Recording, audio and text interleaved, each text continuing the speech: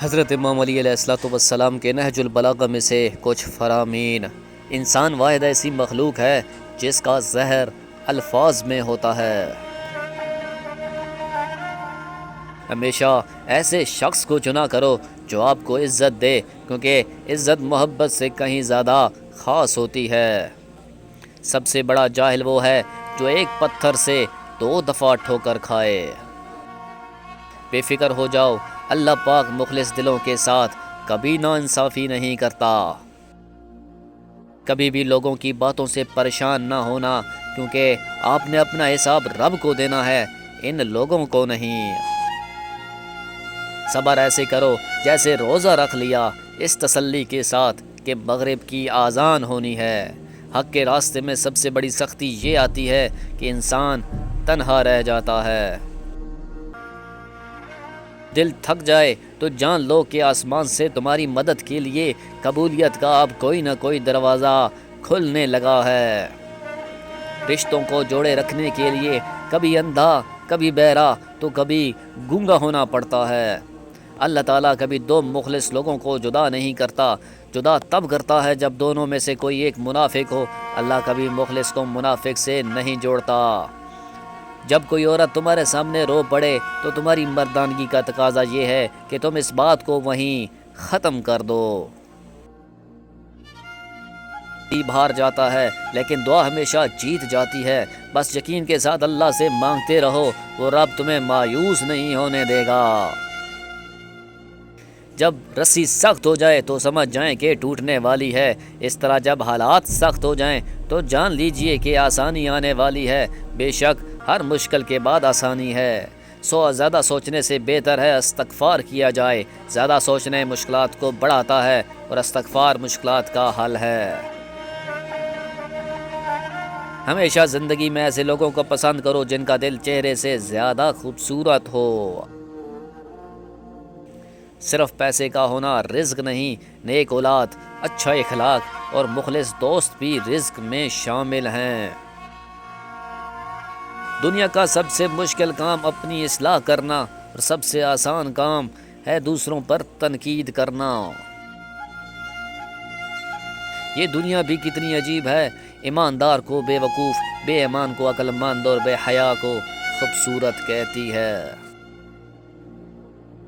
لوگوں کے ساتھ ایسا برتاؤ رکھو جیسا برتاؤ تم اپنے لیے پسند کرتے ہو۔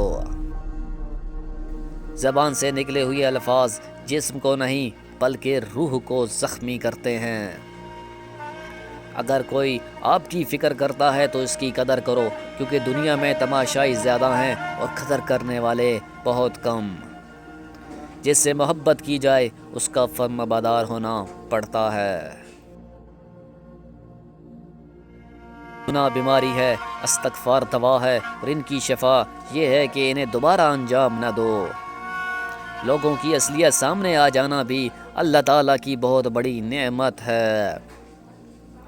تنہا انسان کو کبھی تنہا نہ سمجھنا، کیونکہ جو تنہا ہوتا ہے اس کے سب سے قریب اللہ ہوتا ہے۔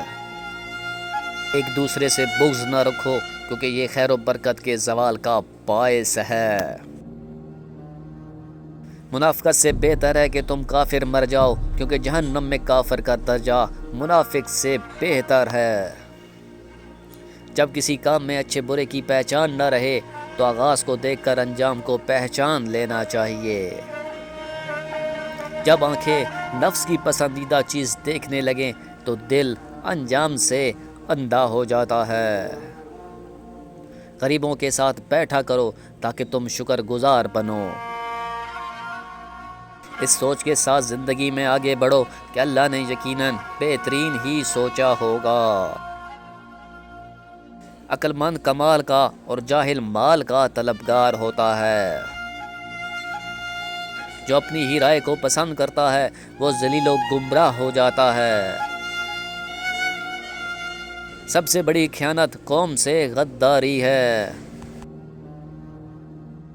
تمہارا بہترین تجربہ وہ ہے جس سے تمہیں نصیحت حاصل ہو۔ تمہاری باتیں تمہارے عمل سے زیادہ نہ ہوں۔ خدا کی قسم موت کی یاد مجھے بیکار باتوں سے روک دیتی ہے۔ صرف تب بولو جب تمہاری بات خاموشی سے بہتر ہو۔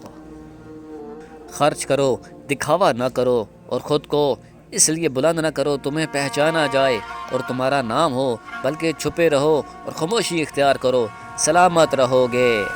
تمام ذلتوں کا سرچشمہ حسد ہے۔ 10 خصلتیں اخلاقی خوبیوں میں شمار ہوتی ہیں۔ ہر وہ محبت جس میں لالچ ہو، اس کا آخر مایوسی ہوتا ہے۔ کسی عمل کا ثواب اس میں سختیاں جھیلنے کے مطابق ملتا ہے۔ جس کی قوت فکر ضعیف ہوتی ہے، اس کا غرور زیادہ ہوتا ہے۔ دنیا سے اپنے دل نکال لو، اس سے پہلے کہ اسے خود تمہیں ہی نکال لیے جاؤ۔ قوے سے صبح اٹھنا اور احتیاط کرنا سیکھو۔ مومن کی جان ہر وقت امتحان اور مصیبت میں ہی رہتی ہے۔ غم کو دور کرنے والی بہترین چیز تقدیر الہی پر بھروسہ کرنا ہے۔ غرور میں مبتلا ہونا بھی جہالت کے لیے کافی ہے۔ بہترین مسلمان وہ ہے جس کی لگن اور تیاری آخرت کے لیے ہو اور جس کی امید و خوف دونوں متصاوری رہیں۔ مخلص دوستوں کی تلاش ایسے کرو جیسے مریض شفا کی تلاش کرتا ہے۔ بے فکر ہو جاؤ، اللہ مخلص لوگوں کے ساتھ کبھی ناانصافی نہیں کرتا۔ جو تم سے نیک گمان رکھے، اس کے گمان کو سچا ثابت کرو۔ احسان کے ذریعے دلوں پر حکومت کی جا سکتی ہے۔ فاسق و فاجر کی دوستی سے بچے رہو، کیونکہ وہ اپنے فائدے کے لیے تمہیں بیچ ڈالے گا۔ حسن و جمال کی زکوٰۃ پاک دامنی ہے۔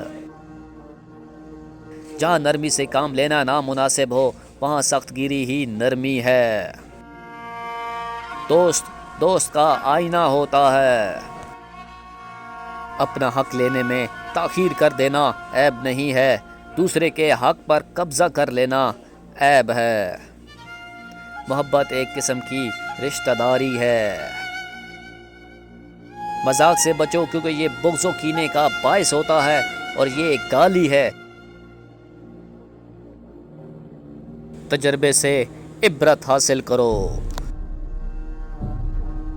علم حاصل کرو کہ وہ تمہیں زندگی عطا کرے گا۔ تمہارا رزق تمہاری تلاش میں ہے، آرام سے رہو۔